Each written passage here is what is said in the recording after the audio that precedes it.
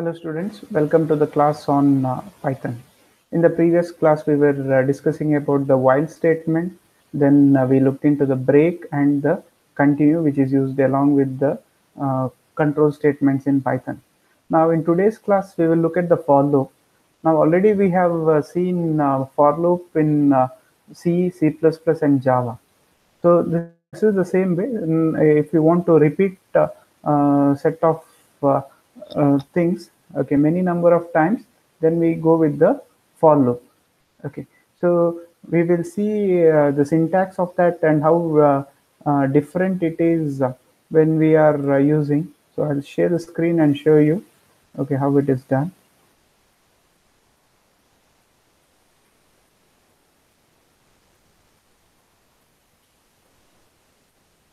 Okay, so for loop, unlike while, okay, this is going to execute a block of code a certain number of times.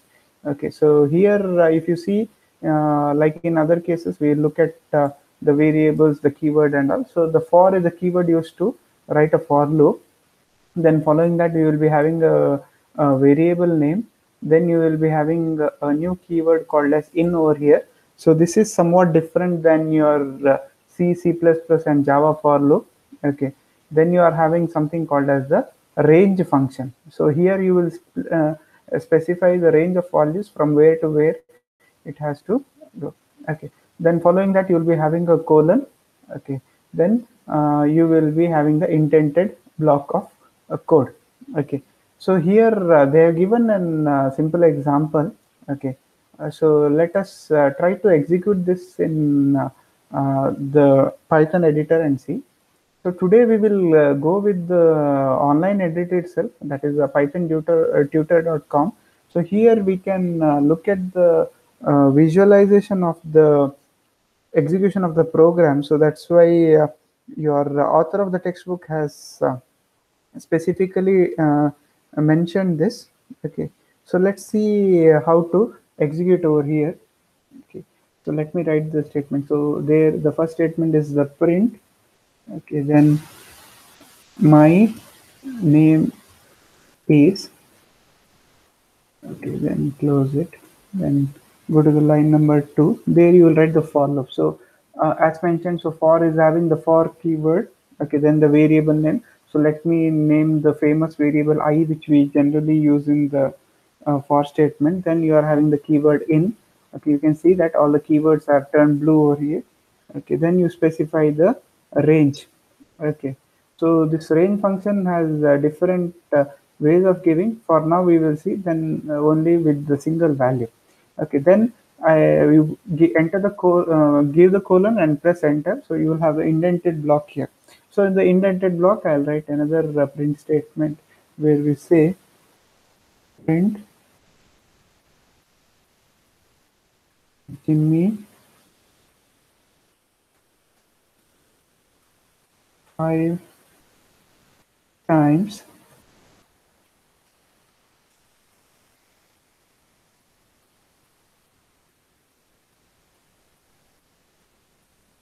plus str of I. So you are converting I to string. Okay, so it is the value you are trying to print here. Then close this and close the. So this is somewhere a little bit tricky. So what you are doing over here is, okay, you are trying to print the name Jimmy 5 times. That's what they're saying. So let's see how does it work. So just give here visualize the execution. Okay, so you can see here how does it work. Now if you see over here, okay, in the left side, the first line is the start of the execution of the program. So this is like you can see how each instruction will go on. Okay, so here you can see that line just executed is the one in green. Okay, the line to be executed is the line which is in red. So let me press next. Okay, so here you can see in the right hand side, previously nothing was there. Okay, you can go to the previous. See here it was blank.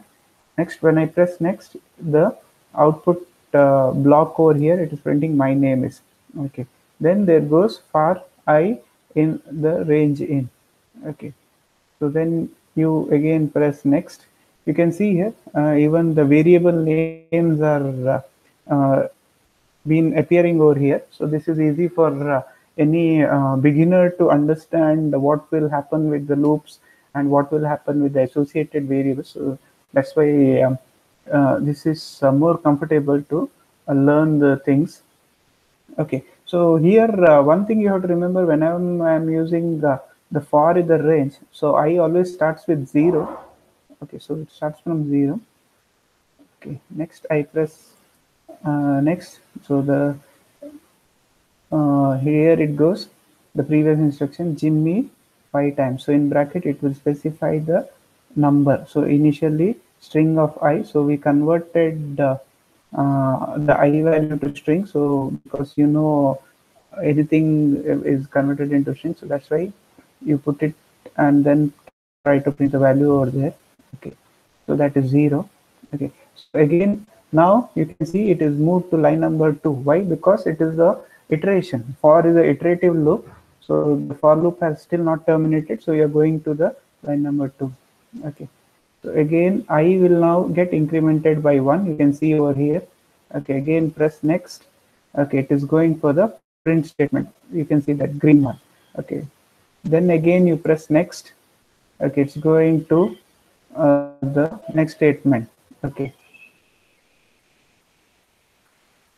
so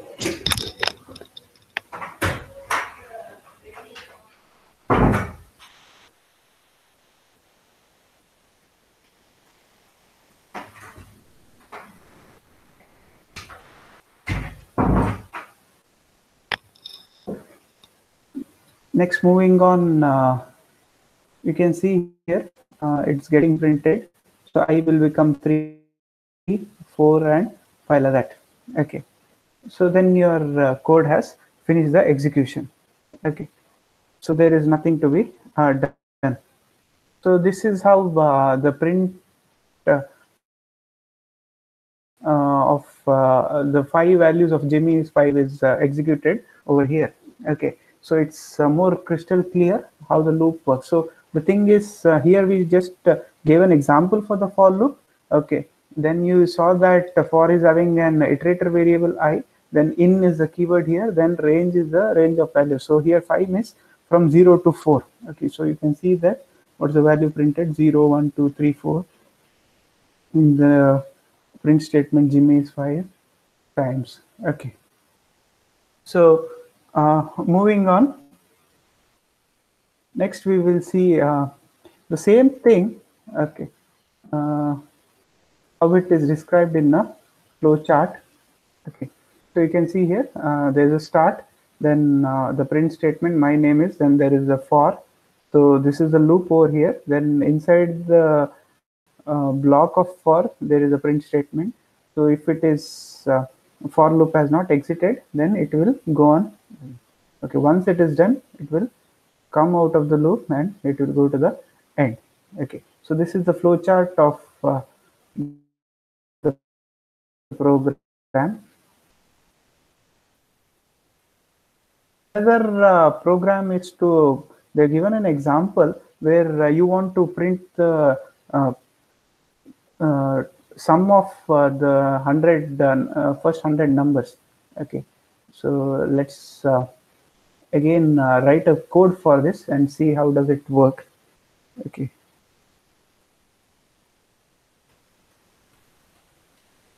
so these are simple programs already you are done. So here in the book they've given initialize the variable.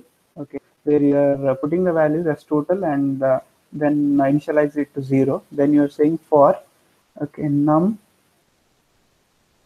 in range. Okay, so here you specify the range as 101. Now why it is 101? This is because you are printing the values from 0 to 100. Okay, so the last value in the range will not be represented. So that's why you want from 0 to 100. So you give the last maximum range value as 101. Okay, So then the logic is simple. What you do, it's a iteration variable. Okay. So finally you say that total is equal to, okay, a total plus num. Okay. Total is equal to total plus num. Okay. Then at the come out of this for loop and then just print, okay, the value of total. So this has to give. So what will happen initially? Num will be 0. Okay. First iteration it will become 1. Okay. So total will become 1. In the next iteration it will be 1 plus 2. So total will be 3. So you can see that it is a long process. I can see how does it work. We will see here. Okay. So initially the total variable was 0. You can see even the second variable num is also initialized to 0. Okay. Then you can see the values going on. Okay. So the total value and so on. Okay. So it's quite a lengthy number, but let me just keep on pressing. So you can see that when it will end, or I think we can just drag this till the end. Okay, so you can see that when the number is 100, the total value is 5050. Okay, so this will exit the for loop and see. So this is another example. This was actually in your, you can read the textbook. So there, this is a Gaussian expression which was given by Gauss. So he had gave a simpler way of learning this one. Okay, so this is another program using the for loop. Okay. Now next we will see how to start, stop, and give a step functions to the range. Okay. So here there are different ways of doing that. Okay. So range, you can specify the range of values. Okay. That time you will be able to do that. So for example, for, okay, I in range 12 comma 16, then you print I.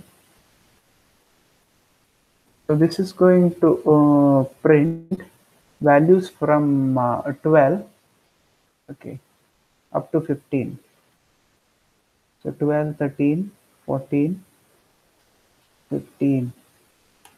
Okay, so you can see the code has ended over here.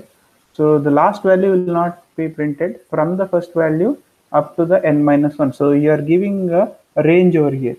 Okay, a range over here. Now you can give a step also. What do you mean by a step? Step will be the third argument. Okay, what you specify inside a range function. Step will be the third argument. Say for example, you write like this: for I in range 0 comma 10 comma 2. So that means stepwise you are printing only the numbers in the uh, way from 0 to 468. So the step value is 2 over here. So then you can print the value of I. Now if you try to visualize this, you can see here initially the I will be 0, print the I value. Okay, next I will become 2. That means you are skipping 1 because of the range value. Then you are going into the next value. So 0, then you are going to 2. Okay, then again it will be 4. Okay, so print 4, 6, 8. Okay, you are not going to print the 10th number. Okay, number 10 only within that range. Okay, so this is an step function. So also this can be used with the a negative step value also. Say for example, I write for I in range. Okay, so the starting value is 5, then I want to go up to minus 1. Up to minus 1 is 0. Okay, then decrement it by minus 1. So here you can see that each time the number from the beginning will be reduced by 1. Okay, so in the previous case it was increased by the step value. In this case it will be reduced by the step value. So then you just give the print statement, print I. Okay, so then let's visualize this. So you can see initially I was 5. Okay, next it is decremented by 1 because the step value is minus 1 over here. Okay, so then each time it is getting reduced. Okay, so it goes up to 1, not the 0, because the range value is minus 1 and step value is also minus 1. Okay, so this is about for the range function and other things. So in the next topic we will move on to something called as import.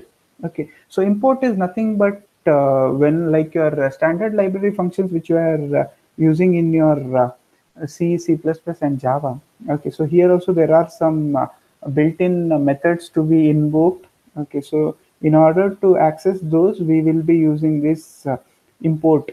Okay, so they are modules, so the keyword used is import. So we will write a simple example that time you will understand. Then there will be a name for every module. Okay, then if there are multiple things, multiple modules, you can put it with the comma and also specify. Now say for example, let's use the random function. So generally in data structure and DA you use that. So here we will see how to use that. So here we have the module called as random.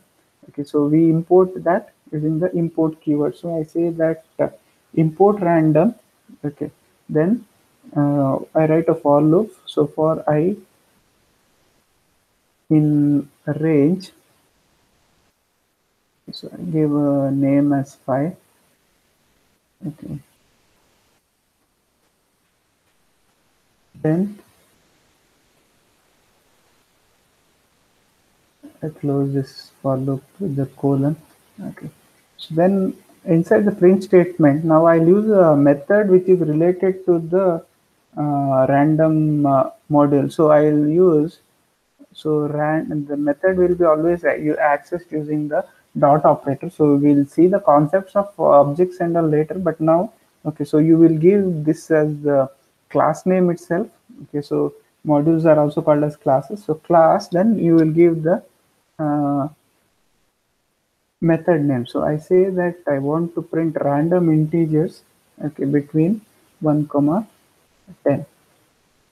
Okay, so now to do that, what I'm doing, I'm importing it from the module called as random. Okay, so what is the method under that? Randint.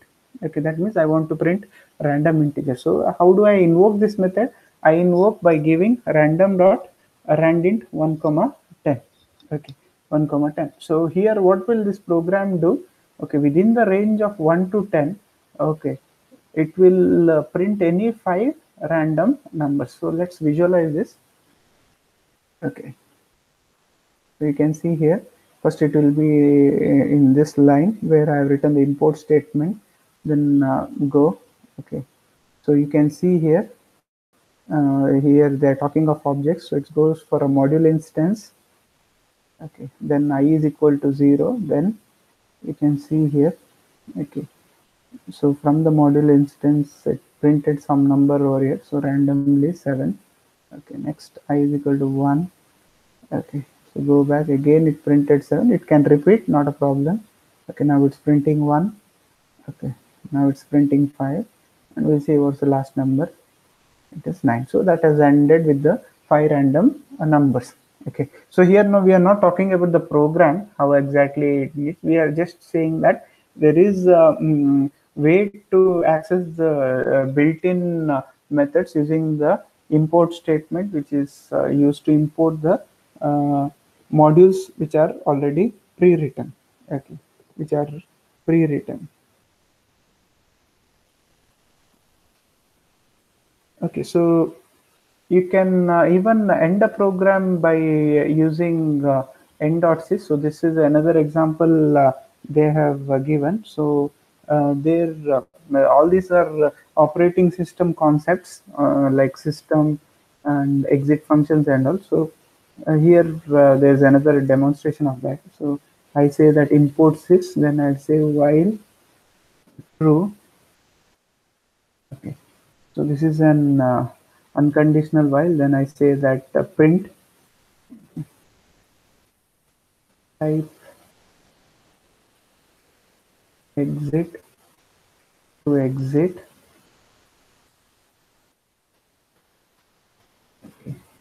So then I read the response from the keyboard. So I seek it using this way. Response is my.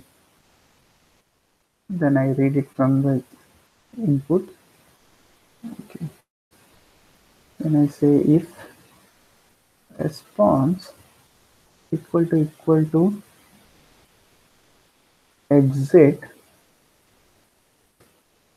Okay. I use this method now sys dot exit. So exit is my method. So it is present in the module called as sys.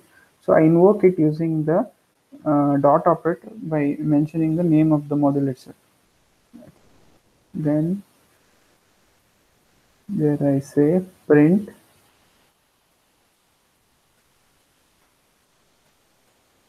you type.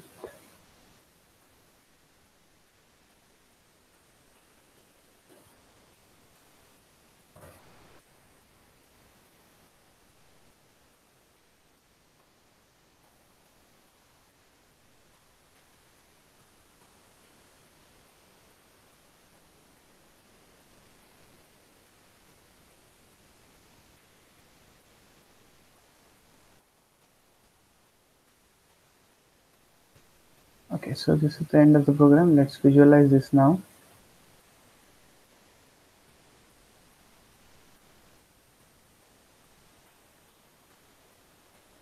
Okay, sorry. So here I think there's an import error. Is not found or supported. Only these modules can be imported. So maybe this is not supporting. Okay, because it's an online. So anyways, you can run this in your Anaconda or Idle and see that. So this is, we are just giving, we are not talking of any exit functions and other things, just another module which we want to learn. Okay. So here we will stop with the class for today. So this has ended chapter 2. Okay. So in the next class, I will give some program and simultaneously solve. So this will cover the main programs related to if else, okay, if else if ladder, then while, usage of break and continue, and some for loops also. So majorly we will be focusing on simple programs and also some patterns which are supposed to be printed using the whiles. So these are very important from the point of view of your placements and other things. So the more you practice, the better you will be. Okay, so uh, I hope you have understood all these concepts. So thank you for your time. So I'll continue in the next class.